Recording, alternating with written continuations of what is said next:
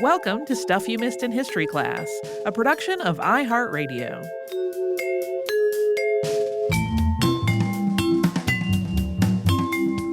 Hello and happy Friday. I'm Holly Fry. And I'm Tracy V. Wilson. So there was a thing this week. We talked about the Beachamps Sharp tragedy, sometimes also called the Kentucky tragedy. And there was a thing I thought about including in it, but I did not. Okay. And the reason why is that it's long. Okay. Hold on, I'm counting. 1, 2, 3, 4, 5, 6, 7, 8. I don't even know. It's they're at the end of their lives. Anne wrote a poem about their whole experience with the intent that it would be engraved on their tombstone. Okay. Which sounds lovely, at least, you know, in terms of like from a sentimental point of view. But this poem is long. It's not like a short little thing. It's like 30 or 40 lines long. It's really, really long. And it did end up on their tombstone. And I just think of the poor person that had to engrave all of that, because it is not a brief piece of writing by any means. It would be like going, you know, I would like 2 of Shakespeare's sonnets engraved on my tombstone. Like today, that would probably be quicker work. We have machines to do it.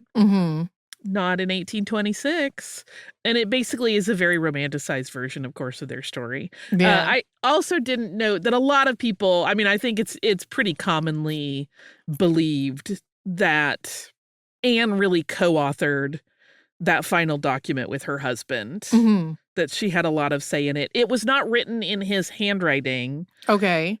Though that initially when I read that, I was like, are they suggesting that this was a fake document? No, most people are actually indicating that Anne probably wrote it all down and was a collaborator on it, whether that's just because he had poor penmanship or she was kind of driving the bus in terms of like how that document was written and what it contained is a matter of some speculation, but the two of them really wrote it together. Right. This is such a mess of people. Lately, we've had a lot of discussions of people accusing each other of things that cannot be verified. Yeah. The whole thing about her child is so messy.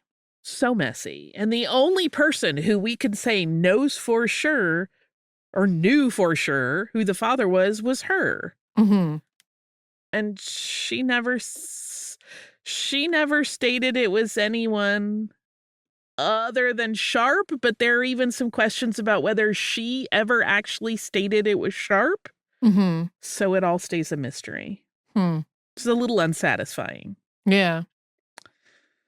It's also an interesting thing in that obviously this was written, or this whole thing took place in the 1820s, so some decades before the Civil War. And reading some of the accounts, even though I know this was the case, it's still a little startling how casually people will just talk about the enslaved people that they own and how that makes them important. It's like, we know that was going on. But then when I read contemporary accounts, it always feels like a punch in the gut. Like, oh, nobody was like, I mean, people were, but nobody in this, you know, who was writing this down and being like, yes, he was very wealthy. He had X number of enslaved people, although they, of course, don't word it quite that way. Those people never go owning people. That seems weird and wrong. Like, I don't know. I know that's my hippy dippy talking. I just want everybody to have a moral compass. Yeah. I don't know why that's so hard. It's also an interesting thing in terms of how completely gripped an entire community can be by the events and behaviors in the lives of a very few people. Right. Right. Because there was all of this infighting among legislators while farmers were seriously like, are we going to survive? Yeah. And some of those legislators really did seem more interested in just winning over one another than the actual constituents that they represented. Mm-hmm. We've never seen that before. But when you think about, there are a bunch of people literally sitting there going, is my farm going to be foreclosed? Am I going to lose everything? Right. While all of these men bicker. It's very frustrating. And then it becomes really, really easy to see how there could have been political machinations involved in the murder that played out. Like, Right. Beacham obviously, towards the end was like, yes, I did it, but and I wanted to do it, but also I don't know if I would have done it. I waited 4 years, but then this guy kept telling me I should do it. Yeah. Kept pointing out that my wife's reputation had been ruined. Yeah. He was right. I did want to kill him after that. It's a very interesting example of how levers can be pulled by people with intents that are dishonorable to manipulate the passions of other people to do things that are not necessarily on their behalf, but that will benefit them directly. Yeah. Yeah. And like one of the things that really struck me was how much leading up to him like authoring or co-authoring a confession, how much of it was based on absolutely circumstantial, the closest thing to like actual evidence being his wife saying like, I recognize that voice, which I don't know, maybe, but everything else, absolutely circumstantial. Yeah. Everybody that gave testimony just about someone else came along and said, that's not true. He never had that conversation. I don't know what they're talking about. That didn't happen. That's not what really took place.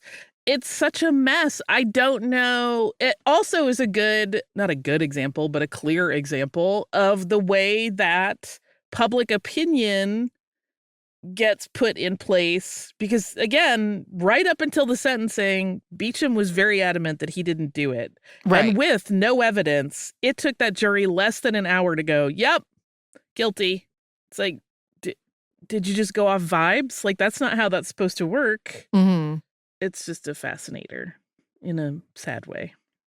I don't have a funny story to add to this one this week. Usually, if it's really heavy, I try to make sure there's some ding-dong story I could tell about my own ridiculousness that will at least take the edge off. And I'm sure, done plenty of ding-dong things in the last several days even, but right. I don't have one ready to roll. I don't think I'd ever heard of this before. Yeah, I mean, it's one that I stumbled across. It's another one of those I was looking at a paper and I saw a headline on another part of the paper and I was like, what's that about? And it was like, oh, this was one of the great things. This kind of makes it lighter. You surely saw The Corpse Bride, right? Yeah. You know where there's that moment, it's in a song, where one of the characters is talking about all of the things that have been playing out. Again, revealing some things that the characters in the movie have done. And they go, and a murder most foul. I found that exact line as a headline talking about this case. Murder, ! Most foul. And I always thought that was very fun and cute and probably based on some, that is, I think, set in Victorian era. One of the Shakespeare tragedies, I'm pretty sure. Yes, but I was surprised to find it as a headline in a Kentucky newspaper. Yeah. Murder, most foul. And it at least gave me a moment of Corpse Bride fun in the midst of a lot of yucky he said, she maybe said, but we don't know stuff. Yeah. I feel like the fact that Anne Cook moved out to the country to be alone with her mother out of society was probably a good indicator that she didn't want to talk about any of that. Right. Now, whether or not that was an issue of feeling ashamed or, I don't know, maybe she just didn't want to get in the mess. Anyway, it's a lot of sad. And so much hangs on the testimony of the neighbor, some of which seems to be almost contradictory of itself. It's a little unclear. Anyway, a murder most foul. Let's go watch stop motion animation for fun after such sad stories. Yeah.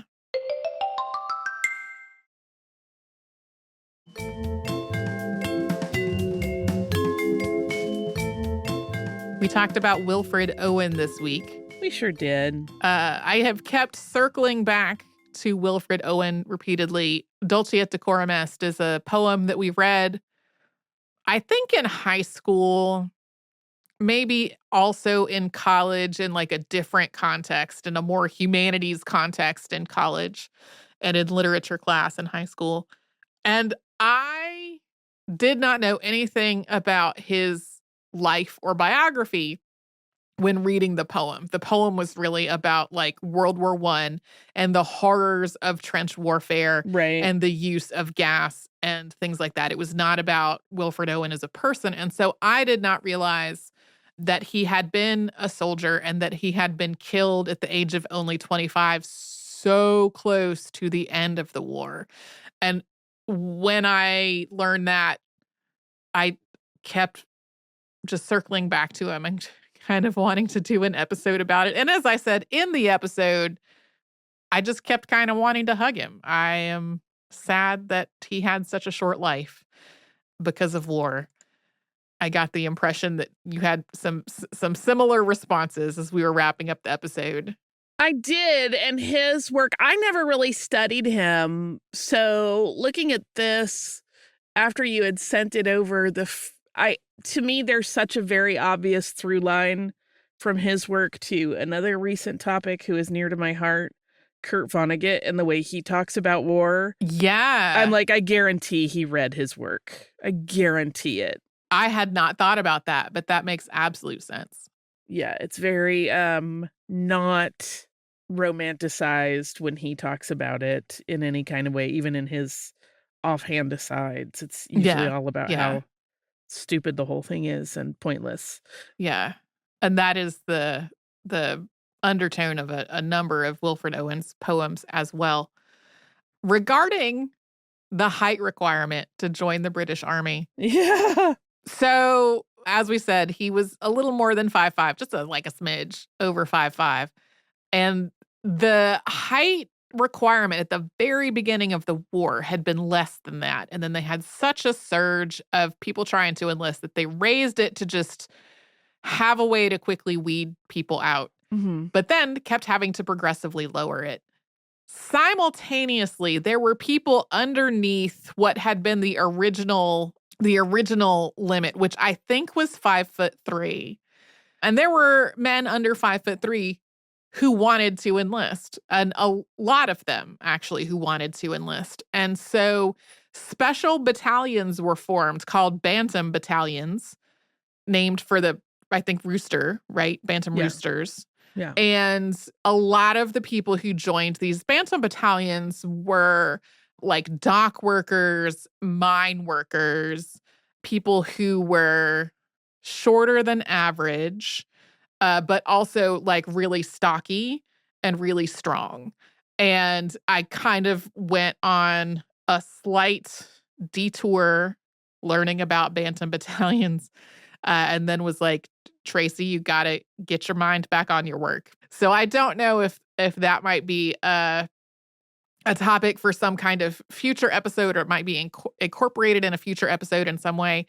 I got the impression that like these were generally men who were very used to doing very hard work, and simultaneously the other battalions of men who were taller than that could be kind of patronizing toward them. Yeah. And so it seems like there was a lot of social expectation and ideas about masculinity kind of interwoven with all of this. Well, this also makes sense because, bantams are a smaller fowl. Yeah. And they're not just roosters. Like, there are many fowl that could be categorized as bantam. Like, there are ducks that would be called bantam as well as chickens. I think I've most often heard it with rooster. Yeah, but they are lil and sturdy. Yeah. I also have some thoughts about Harold Owen.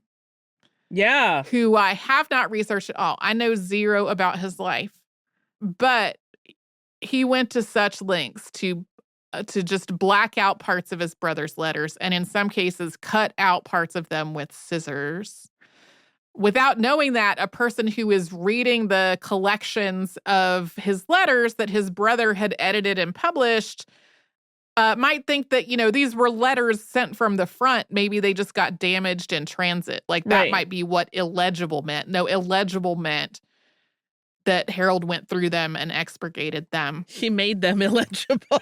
Yeah. And logically, with it being, the early 20th century, if what was being cut out was in some way related to Wilfred Owen having feelings or relationships with other men, that likely would not have been something he would have been writing openly about. So it seems like this could have been things that his brother would have been like able to see that people could like read into, or like his brother not being particularly guarded with how he was writing about things. Right. But near that passage where Harold Owen in his biography of his brother described him as having no relationship with anybody because he thought it might interfere with his intellectual ability, Harold Owen said this about himself, quote, "I deliberately chose the Roman Catholic religion because of its insistence on celibacy. In Wilfred's thinking, poetry supplanted religion." And I was just like, I have thoughts and questions. Me too. If we had a time machine, I would just kind of want to go meet both of these brothers and talk to them more. This whole thing also illustrates why I can find the meme about historians describing lovers as friends to be frustrating. Because this is the kind of things that historians are dealing with when writing about queer history a lot of the time. Friends and family members who are very protective of somebody's legacy, who in some cases have gone through and cut parts of their letters out with scissors and will not allow historians access to the actual primary original documents to review them. Right. Only selectively give some stuff or some expurgated stuff or whatever. And it's only later, often after either those family members have died or those family members have become more open about, their past family member, or in some cases, something's been passed down through a family and they come into the hands of somebody who has different, social and political ideals and beliefs than the person who was originally cutting stuff out of letters with scissors. That is when historians are actually able to get more into the real depth of a person's whole life. So, sure, there are, previous histories or previous biographies of Wilfred Owen, including ones written by his brother, that don't touch on that at all. And one element of that is like just not having access to the original documents in their entirety to go through. Yeah.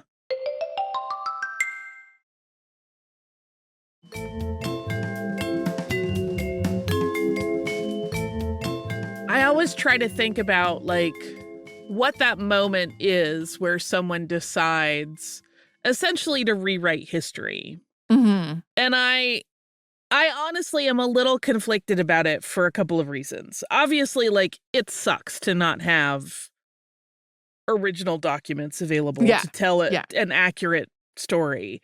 Right. I also do understand, as frustrating as it has been for me, not just in cases like this where it's queerness being erased, but with anyone where there's something about them that someone in their family thought it was best people not know. But I can also see, as incorrect as this move was, someone like his brother who clearly had his own stuff going on, worrying that his brother's legacy would be forgotten or tainted in some way and wanting to position it in a way that he would be recognized for his writing and not the other things about him. Right. I mean, it's And it's hard because it's easy for us to go, that's short-sighted. But like at the time, it probably seemed like, well, his work can be buried forever, or I can do this. And Right. he can be seen in this other way. Not the same thing at all, but right, like Queen Victoria's daughter trashed a bunch of her writing Yeah. when she died rather than let people see it. And so I do understand that. There's also a tertiary part of it for me where I also wonder how much grief is informing it. Because every one of us will experience grief if you have not already, and I'm sorry, and it sucks. But there is a thing that happens. I have seen it happen to people where when someone has passed without even being cognizant that you are editing the story, Mm-hmm. people start telling their version of that person's story, focusing on things that are different than other things, and wanting to almost create this, not always idealized, but a version that is what they remember and what they were part of. Yeah. And yeah. And wanting to like pare down anything that doesn't fit that. Yeah. Again, don't love it, but I do understand the motivation of it. Yeah. Well, and socially, the culture that you and I have grown up in and lived in our whole lives, we eulogize people after they die. When like that's just sort of a baseline of what's expected is like, yeah, you don't go to somebody's funeral and say a bunch of things about them that could be taken as really negative in a typical, unless you're a rabble-rouser. Unless you're a rabble-rouser. Like the word eulogy literally has the idea that it's affirming there in the word. Yeah. So yeah, the story of Wilfred Owen and all of his personal papers reminds me a little bit of Ann Lister, who we covered on the show before. Yeah. Who wrote, if you haven't heard that episode, Ann Lister basically wanted to marry a woman and figured out a way to make that work for herself and wrote many, many, many diaries extensively chronicling her life and also in chronicling all of her relationships. And when a family member later on, this was all in the 19th century when all of this would have been stigmatized and in some ways illegal. A family member cracked the code that she had written in, realized what they were about, and kind of went, yikes, and put them back in the vault. And I feel like we're so fortunate that those things, they went back in the vault instead of being burned, because that is something that could have happened and has happened with other figures from history. And honestly, people now, I'm sure. So yeah, I still just want to hug Wilfred Owen. I love so desperately that he and his mother worked out a code together. Yeah, and a couple of different codes, a couple of different ways to stay in touch. I didn't know anything about these postcards until learning about the code that they had worked out together. And the postcards were just basically a fast way to let your loved ones know that you were alive. Yeah. It took, 2 seconds to fill the thing out, and then it would just be mailed. And it had instructions printed on it very clearly that if you wrote anything on it other than your name, the date, and the date of the last letter you received from that person, it would just be discarded.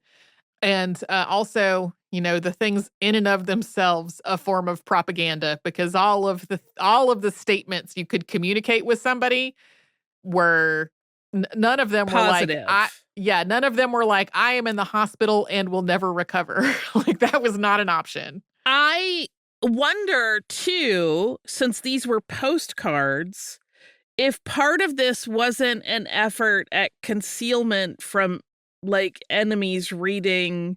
Oh yeah, maybe. And trying to triangulate where people were, what kind of actions were happening, etc. I mean, yes, it is propaganda still. I'm not trying to claim it's not. But like if there is a secondary like intelligence and concealment aspect to it. Maybe so. Maybe so. I can so easily picture a film about the leadership sitting around in a room going, well, we have to make it easy for them to communicate with their people back home. Okay, but then that's going to make it easy for our enemies to read them, and them figuring out this complex flow chart of what they could and could not include. Having had a job before where I had to write things that went through multiple levels of approval and revision, I am imagining the approval process of exactly what went on this postcard. Yeah. I'm imagining we could just write a whole musical about the whole writing and editing process. Oh, you write the musical. I don't want the singing, but I would be really bad at that. I was just thinking about Operation Mincemeat is just what that made me think of. A show that I've only heard parts of. Anyway, whatever's happening on your weekend, I hope it is as good as possible. If there's somebody in your life that you want to go hug, I hope they're cool with that and that you're able to go give them a hug. We'll be back tomorrow with a Saturday Classic and something brand new on Monday.